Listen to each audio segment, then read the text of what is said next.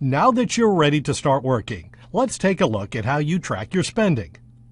We've put the common spending money activities on this window, but let's look at how you'd enter them once you start working in QuickBooks. It's really quite easy.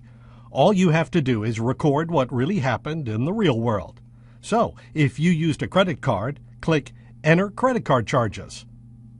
If you received a bill in the mail, click Enter Bills. Or if you wrote a check, click Write Checks. And QuickBooks will open the appropriate form, like this check. Oh, and if you use your debit card or cash from the ATM, record it on the check form, but type ATM or debit instead of a check number.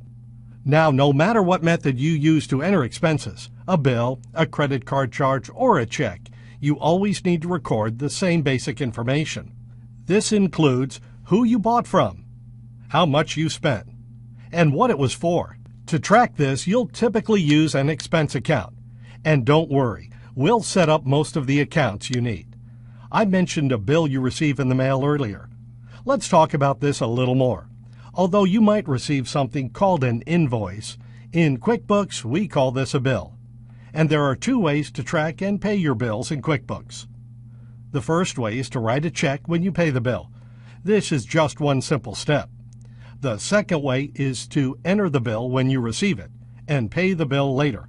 This is a two-step process.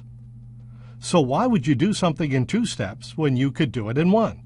There are several reasons to enter bills into QuickBooks. It gives you an accurate picture of your expenses, even if you haven't paid the bill yet.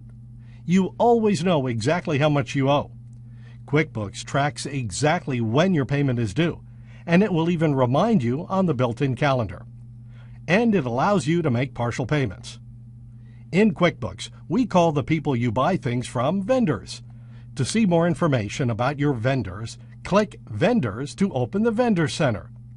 On the left side, you see a list of the vendors and how much you owe each one.